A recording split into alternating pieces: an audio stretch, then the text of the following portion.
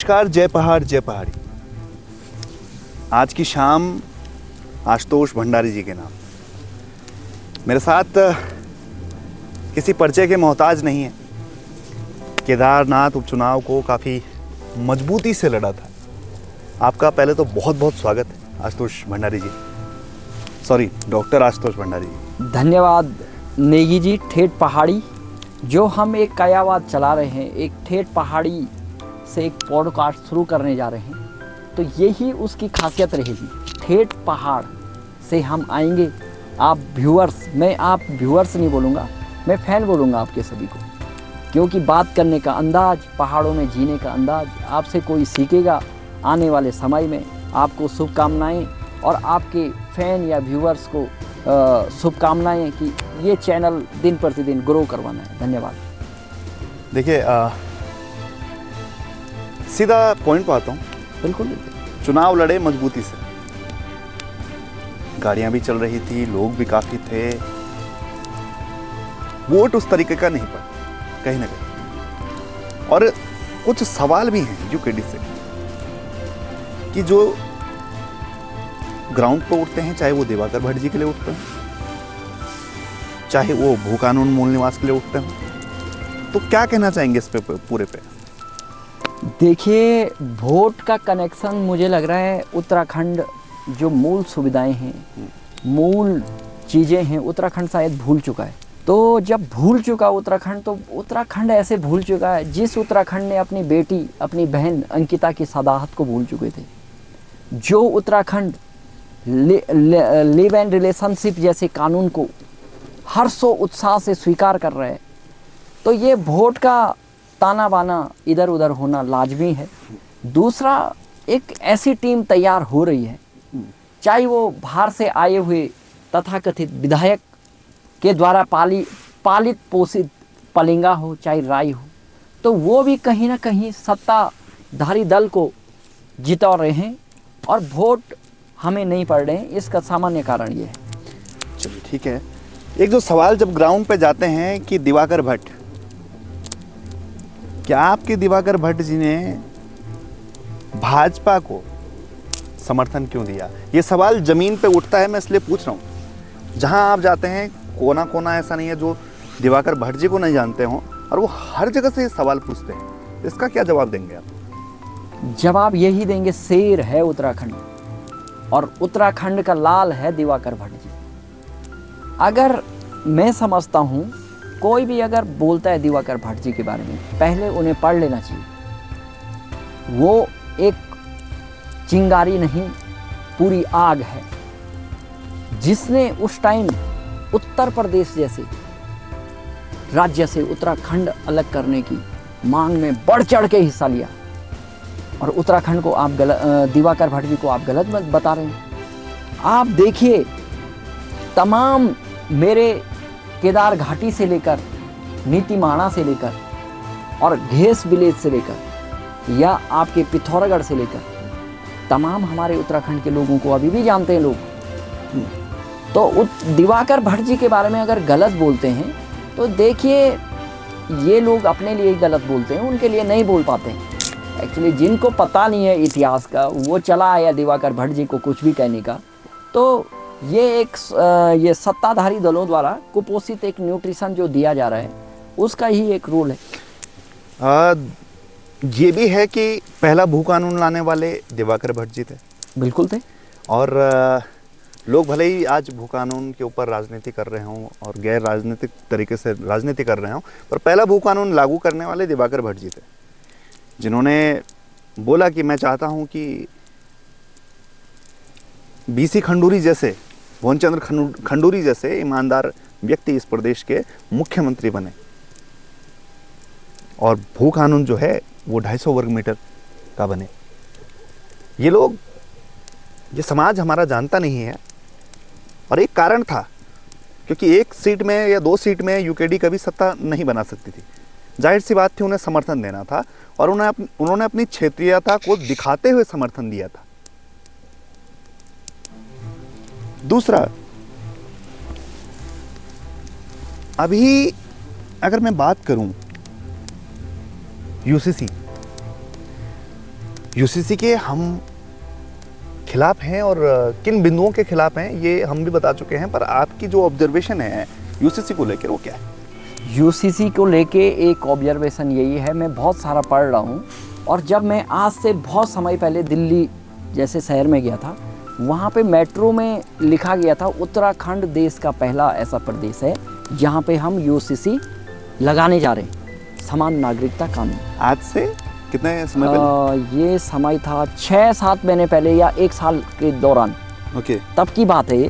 जी। तो मैं उस दिन हक्का बक्का रह गया कि जो प्रदेश, चाहे मुख्यमंत्री धामी हो, चाहे आज की डेट में बीजेपी की नेत्रियां हो, चाहे कांग्रेस मित्र विपक्ष को मैं मृत विपक्ष वैसे कोरोना के टाइम से ही मान चुका हूँ, परंतु फिर भी ये लेटेस्ट है।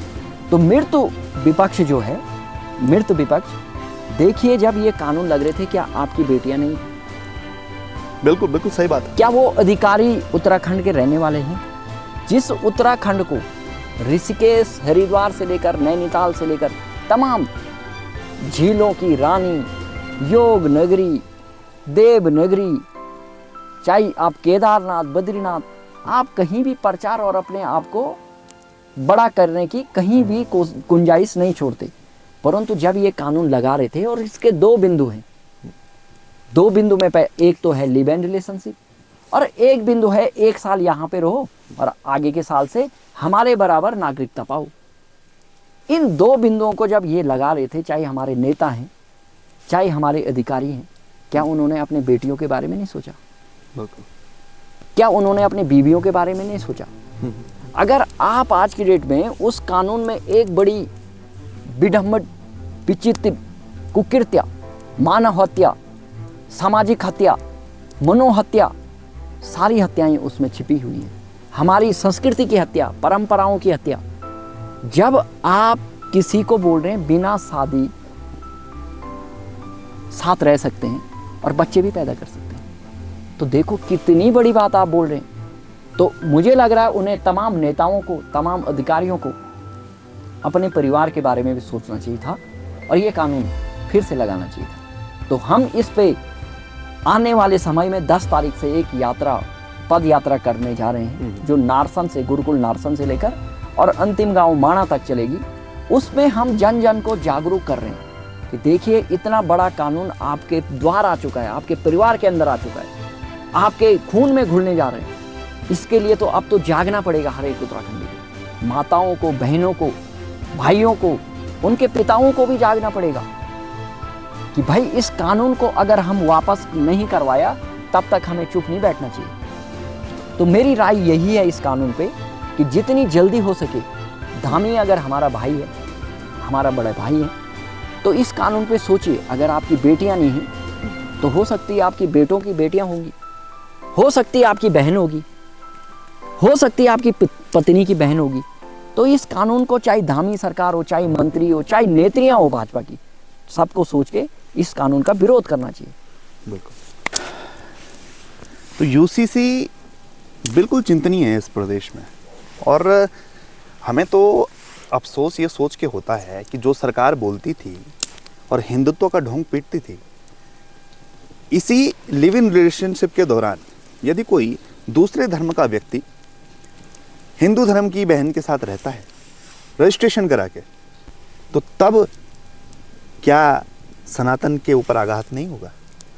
ये लोग जो डेमोग्राफी चेंज करने की बात करते थे कि डेमोग्राफी चेंज हो रही है, यहाँ लोग बस जाएंगे, आज यूसीसी में वही 24वें पन्ने वाला प्रावधान लाकर कि जो यहाँ पर 1 वर्ष बिताएगा वो यहाँ का निवासी हो जाएगा, तो क्या अब डेमोग्राफी चेंज नहीं होगी? ये जो दोहरा चरित्र है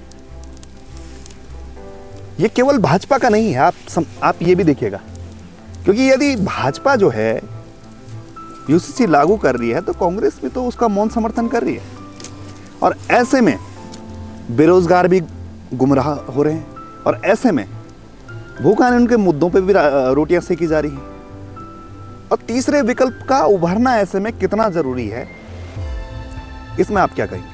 देखिए, पहले तो तीसरा विकल्प, जो आदमी अपने आप को विकल्प मान रहा है, माने विकल्प का मतलब होता है ऑप्शन, यानी उसके पहले से ही आंसर फिट है, फिर भी वो एक ऑप्शन बनना चाह रहा है। तो यही उनकी मंशा साफ है। उत्तराखंड के लिए अगर जरूरी है तो वो उत्तराखंड क्रांति दल ही है। बिल्कुल। उत्तराखंड क्रांति दल किसी का ऑप्शन नहीं हो सकता, विकल्प नहीं हो सकता। ये दल उत्तराखंड के लिए जरूरी दल है। अगर उत्तराखंड के लिए कुछ चीज़ जरूरी है ना, तो वो उत्तराखंड है।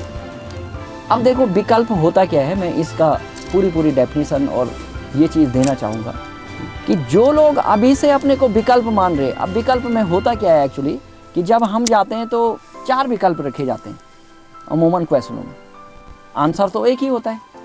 अब इनका आंसर तो फिक्स है कि हम सत्ताधारी से माल मत्था ठोकेंगे, हम सत्ताधारी को जिताएंगे। अब सत्ताधारी देखो कौन, मैं सिर्फ एक पार्टी यानी बीजेपी की तरफ इशारा नहीं कर रहा हूँ, कांग्रेस की तरफ भी कर रहा हूँ। जो भी अगर तीसरे दल की बात कर रहा है, तीसरे फ्रंट की बात कर रहा है, कहाँ से फ्रंट है आप? आपके लिए तो निर्दलीय विधायक, देखिए इनकी क्रोनोलॉजी एक कितनी ब्यूटीफुल क्रोनोलॉजी है। इनको जो निर्दलीय विधायक है बोलते हैं कि साहब मैंने समय समय पे आपको थोड़ा में वो भेज रखा था, बिल्कुल, और उसकी साक्षी मेरे पे, पीला झंडा तो मेरा है भाई। तो ये जो तीसरा विकल्प नहीं है, ये कुछ भाजपा से नाराज हुए, कुछ कांग्रेस से नाराज हुए, अलग एक ऐसे फॉर्मेशन की नींव कर रहे हैं जिस पे अगर सत्ताधारी पे पैसा मिलेगा वो उसको जिताने में उसका कारगर होगा। ये हर तरीके से आप देख भी रहोगे। हमने केदारनाथ उपचुनाव जैसे बड़ी घटनाएं देखी जहां पूरा तंत्र परितंत्र काम कर रहा था, हमने निकाय चुनाव देखे। तो ये विकल्प जो हैं ये सिर्फ एक पैसों के लिए आए हैं और अपनी जो लोलुपता है, अपनी जो व्यवस्थाएं हैं, एक व्यक्ति के रूप में आ रहे हैं। वैसे तो जहां भी आपने देखा होगा क्षेत्रीय दल ही किसी भी प्रदेश को बहुत ज़रूरी है इस टाइम, क्योंकि डेमोग्राफी अगर हमने बचाना है, परंपराएं बचानी है, संस्कृति बचानी है, तो क्षेत्रीय दल ही इसका संरक्षण कर सकता है, राष्ट्रीय दल नहीं कर सकते। ये बिल्कुल देखिएगा, आजकल जो दौर है वो चल रहा है एआई का, आर्टिफिशियल इंटेलिजेंस का। और मैंने जब व्यक्तिगत चैट जीपीटी से एक दिन पूछा एआई से कि कौन सी पार्टी अपने मुद्दों के तहत इस उत्तराखंड के लिए बेस्ट है, और आप जान के हैरान हो जाएंगे, आप खुद भी करिएगा ये क्वेश्चन, कि उसमें सबसे पहला विकल्प आता है यूकेडी। तो जब आर्टिफिशियल इंटेलिजेंस जो भविष्य है और वो प्रेडिक्ट कर पा रहा है कि यदि इसकी संस्कृति को बचाना है, उत्तराखंड की भाषा बोली को बचाना है, पहचान को बचाना है, तो यूकेडी जरूरी है, पर जनता इसको नहीं समझ पा रही है। दूसरा, राजनीतिक मुद्दे को गैर राजनीतिक बनाना और उस पर भीड़ इकट्ठा करना, उस पर चंदा इकट्ठा करना, इससे क्या समझते हैं आप, और ये कितना हानिकारक है? क्या इसके प्लस पॉइंट्स हैं? क्योंकि उक्रान जो है भू कानून और मूल निवास को 1979 से अपने मैनिफेस्टो में लेके चल रहा है, और जब समितियां बनी हैं तो इस प्रदेश को छला गया है, और समितियों ने हमेशा गैर राजनीतिक लड़ाई लड़ी है। तो जनता भी ऐसे में भ्रमित होती है कि लड़ाई जो है वो गैर राजनीतिक होनी चाहिए या राजनीतिक होनी चाहिए। देखो, जनता को स्पष्ट मैं कह देना चाहता हूँ, अगर किसी भी प्रदेश या राष्ट्र को बचाना है तो वो राजनीति, करेक्ट, एक राजनीतिक दल ही बचा सकता है। अब व्यक्ति और विचार होता है उसमें। जब अगर मैं कभी भी, आप भी कभी भी, दर्शक भी अगर जाते होंगे, अगर हम कहीं पे एक अलग थलग पड़े हैं तो हमें बोला जाता वो व्यक्ति आ गया, परंतु अगर किसी फंक्शन में पूरा परिवार चले गया तो लोग बोलते हैं वो परिवार आ गया। तो उसमें हमारी मम्मी अगर आगे गई तो महिलाएं आ जाती हैं, पापा अगर आगे गए तो सारे आ जाते हैं। मैंने देखो एक ग्रुप मिलता है तो वहाँ पे सारी बातें होती हैं। अगर एक जाएगा, देखो खाना भी खाएगा, है ना, अपना नित्यकर्म भी करेगा। बिल्कुल। तो व्यक्ति का ऐसी स्थिति है, काम भी उसने करना ही है, थोड़ा बहुत खाना भी तो खाना है। अब जब परिवार जाता है उसने काम के साथ साथ सबसे मिल के भी आएगा, खुशल क्षेम भी पूछ के आएगा, तो अपने परिवार की छोड़ो दूसरे परिवार की भी। तो ये जो आप बता रहे हैं, ये जो डिस्कस चल रहा है हमारा, कि ये राजनीतिक रोटियां सेकने वाली बात, ये एक परंपराएं हैं जो हमारा युवा भी सीख गया है। और बड़ी विडंबना है, वही युवा हर जगह ठगा जा रहा है। उन युवाओं को भी सोचना चाहिए। अगर आप किसी भी समिति बना के अगर सिर्फ आपका ध्येय पैसा कमाना ही है, तो मैं तो एक ही चीज़ बोलूँगा, उत्तराखंड के तमाम ऑफिस खाली हैं। चाहिए भारी प्रदेशों के जो अधिकारी हैं उनकी कुर्सियों में बैठिए, पैसे तो वहाँ भी है। बिल्कुल। केदारनाथ यात्रा में आपको जान के हैरानी होगी दर्शकों को, सिर्फ और सिर्फ 100 करोड़ से ऊपर खच्चर वाले कमाते हैं। तो खच्चर पालने चाहिए, मुझे लग रहा डोली ले जानी चाहिए। बिल्कुल बिल्कुल। रोपवे बन रहा, उसका काम करना चाहिए। तमाम ऐसे काम हैं पैसे कमाने के लिए, परंतु अगर हम प्रदेश के साथ, प्रदेश के लोगों के साथ, एक भीड़ तंत्र के साथ ये सोच रहे हैं कि भीड़ आ गई तो हम ही सर्वमान्य हैं, सर्वशक्तिमान हैं, तो ये देखो, ये आपकी भी भूल है। और वो तमाम हम देखते हैं कि चाहे कोई भी संघर्ष समिति हो, चाहे कुछ भी हो, उसके कुछ एक नेता, बाहर का नेता, वो तो हीरो बन जाता है। उस टाइम जैसे मुझे अभी भी मैं कभी पढ़ता हूँ कि उस टाइम सतपाल महाराज ने बड़ा जोर शोर से उन मंचों में गए थे। आज की डेट में देखो, वो तो महाराज भी बन गए, मंत्री भी बन गए, तंत्री भी बन गए, संतरी भी बन गए। उनके परिवार की, उनकी जो मिसेज थी मैडम जी, वो भी मंत्री रह चुकी हैं। अब बच्चों को भी शायद टीरी डाम के वो डमा रहे हैं, मच्छों के ठेके डाल रहे हैं, बोट के ठेके डाल रहे हैं। बिल्कुल। तो वो तो अपना फायदा ले रहा। और इस संघर्ष समिति या कोई भी संघ में एक खानपुर से विधायक है, वो फायदा लेगा, बिल्कुल वो फायदा लेगा। ये मैं उत्तराखंड क्रांति दल के प्लेटफॉर्म से भी बोल सकता हूँ। तो आने वाले समय में सभी को सावधान होना चाहिए। और आम जनता को अगर अपने परिवारों की स्थिति बचानी है, तो आम जनता को ज़्यादा सजग होना चाहिए। उत्तराखंड क्रांति दल से क्वेश्चन पूछे, ये पूछे तुमने काम कितना किया। आज के समय में सारे लोग हमें बोलते हैं तुम सिर्फ ये चुनाव के दौरान दिखते हैं। हम तो तमाम सड़क से सदन तक लड़ाइयाँ लड़ते आ रहे हैं, आज से नहीं। उत्तराखंड जो बनाया है, इसमें मेन भूमिका अगर रही है वो यूकेडी की रही है। बिल्कुल रही है, इसमें कोई दो राय नहीं, कोई शक नहीं है। इतिहास के पन्ने साक्षी हैं। और वो लोग अभी तक अपने शरीर पर, अपने मनों में घाव लेके अभी भी घूम रहे हैं, और कहीं ना कहीं वो अपने आप को छला हुआ महसूस भी करते हैं। तो एक बहुत अच्छा डिस्कशन आपके साथ रहा। मैं चाहता कि थोड़ा और हम इस बातचीत को करें, पर अभी वक्त को देखते हुए आपसे विदा लेते हैं, आपसे अभी विदा लेते हैं। और जितने लोग आप देख रहे हैं, आपका प्रेम, आशीर्वाद, स्नेह इसी तरह बना रहे। जय पहाड़, जय पहाड़ी, जय उत्तराखंड, जय उत्तराखंड।